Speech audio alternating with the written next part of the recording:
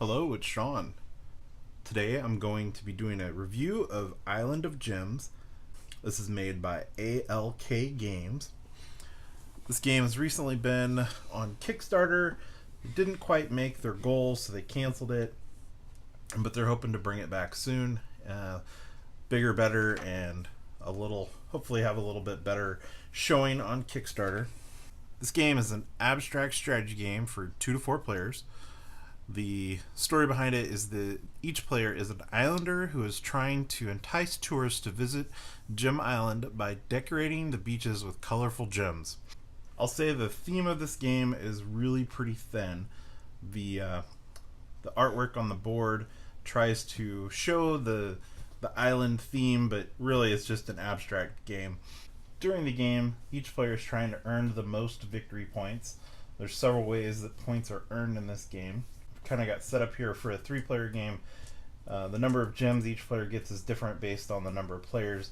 In a 3-player game, you've got 17 gems that you're going to end up placing on the board. You use a couple extras to mark your score. We've got some over here that start at 0.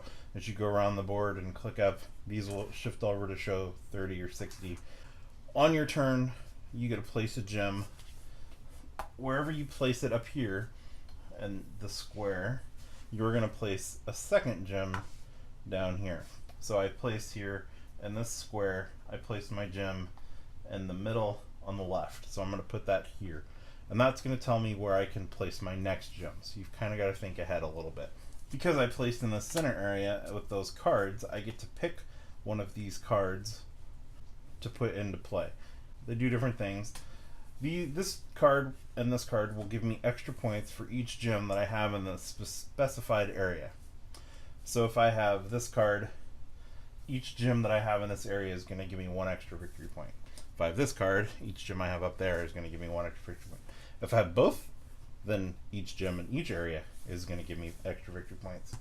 This card, when you take it, you can immediately take 3 victory points, or you can move a gem 1 space. So if I place that there, I can move that gem there by taking this card. I don't see that happen a whole lot, people moving gems in the handful of games that I've played, but it could happen. It could have an impact on making a pattern or having the majority of gems in an area. The other way you get victory points is when you place a gem on the board. So I just placed here. My next gem tells me I have to place in this section. So if I place it here, that's not me. Everybody went around. Now I'm going to place it here. I get 3 victory points because I placed on that 3. If you place it on a 2, you get 2 victory points. If you place it on a place that doesn't have a number, you'll get 1 victory point. At the end of the game, you get points for these things here. So every pattern that is defined by all the numbers being filled at the end of the game by one player's colors. For me to earn the pattern here, I would have to have all of these with my gems on them.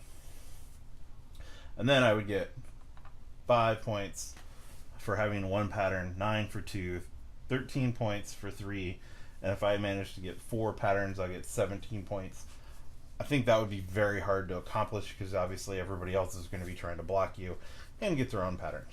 The majority, you get points for the number of sections that you have the majority colored gems. You have to have more than every other player, but not the most total. So in this case, if both of these other players had 2 gems in here, I have 5 gems, they both have 2. I'm going to win because there's 2 each and I have 5. If I had 3 gems there and each of them had 2, I'd still win. If blue had 3, we'd be tied. Nobody would have the majority, so nobody would earn the majority for that section of the board. Same thing, whoever has the most majority and the number of sections get points for it. So if I have majority in 2 sections, I would get 5 points. If I had the majority in 5 sections of the board, I would get 11 victory points. You also get points for having the most 2s and the most 3s. Whoever has the most 2s with their gems on top of them would get 4 points. Second place gets 2 points. Whoever has the most 3s gets 1 point, and second place gets 3 points. So that one's a little bit tougher because you want to get those 3s to get more victory points during the game. And then you'll add up the points from the cards that you've gotten and see how well you've done. So I'm just going to quick walk through a couple of plays so we can see how it works. So I'm going to stick with this play. I'm going to take a card. I'm going to take that card. And that automatically fills back up. The next player is going to take their turn. Pink is going to go here. And again, they place their gem down here. And then blue is going to go.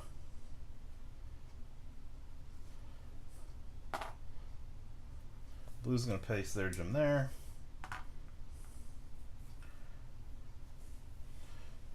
And now it's back to green. So green has to pay attention to where these are, because wherever he places, say I want to place there. Well, I can't place there because this gem would get moved to that space. Because there's another gem there, I can't move it there. I could place it there because my gem's already there, and I don't have to move this. Or I could place it over here, and then this gem gets shifted over here, and my next play then has to be into this area.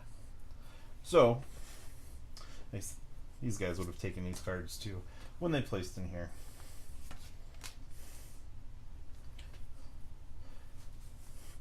So for placing here, I get 3 victory points. Pink is going to place again in the center. They're going to place up here, and they get another card. And they're going to take that and immediately go up 3 victory points. Shift this up here. Blue, as you can see, has placed down here. We'll move that there. And you just keep going until you've run out of gems. Once you've run out of these gems for each player, they're going to pick these up. When they pick these up, whatever space these are on, they're going to earn that many victory points for. So if blue is here and they pick this gem up to place it, they're going to place on the board. He's going to get 2 points immediately and then place the gem and earn whatever for that. And then you would count the patterns, majority, most 2s, most 3s, and the victory points for your cards. 2-player game plays a little bit differently. You don't actually use this down here. The where the opponent places is going to dictate where you place. It's a very different feel to the game with 2 players. I didn't really care for it as a 2-player game. 3 and 4-player, I liked it a lot better. This pattern down here that's forcing you to decide ahead of time where you're going to go, and you can block where people are going to be placing, adds a really interesting mechanic to the game. I don't think it's for everybody, but I think that mechanic there is pretty neat way to play it. Overall, as I said, I didn't really care for the 2-player version of this game. Played it a couple times, just didn't really fit for me. But the 3 and 4-player I did really like. Of course, this is an abstract game. The art, the theme here is, as I said, pretty thin. But I like abstract games, so I don't really care that the art is not important to the game itself. You know, the gameplay mechanics don't really have a lot going on with this, the scuba divers and the shells and the gems on the beach, which is fine, not a big deal. Even there's lots of abstract games that have themes tied to them, and they may or may not make a difference. This is a prototype copy of the game, so the components, the artwork, that can all change. I can't really talk about what the components are like because it's a prototype copy. I'd like to see a little bit different artwork personally. Because the theme is so thin, I feel like they ought to just embrace the abstract nature of the game, get rid of the theme that's tied to it, and just go with an abstract look to the board as well. That is, of course, just my opinion. If you're into abstract games, you might find this interesting. Like I said, the mechanics tied with this board dictating where you can place for your next move is a pretty interesting thing. You can block people with this mechanic to keep them from going there, but you can only do it for so long. It kind of helps, it's kind of nice, but there's lots of times where you want to make a play and you can't do it because somebody has blocked you off a little bit. The abstract nature of this game is a little bit harder for some to understand or to grasp. I played this a couple times, a couple different groups of people, and I talked to a group of people that had played it in a game before I sat down to play, and there is some challenge with getting your head around this placement of the gems on the board. At the end of the day, I like this game. When it was on Kickstarter, I backed it. I'd like to see this game get made and have a chance to play it a little bit with some friends that I think would enjoy it. I hope that they bring it back to Kickstarter and they manage to get it funded on their next go around. If you're interested in it, you can find it on Board Game Geek. You can look up ALK Games on Facebook. If you like this video, please give it a thumbs up. If you want to see more videos like this and the other projects that I work on, you can subscribe to my channel. Be sure to click the bell so you get notifications when I post new videos. You can also follow me on Twitter, Instagram, and Facebook, and there you can see all the different things that I'm playing and projects that I'm working on that may not make it to video. You can find links to all those in the description below. If you have any questions, you can put it in the comment section below. Thanks for watching.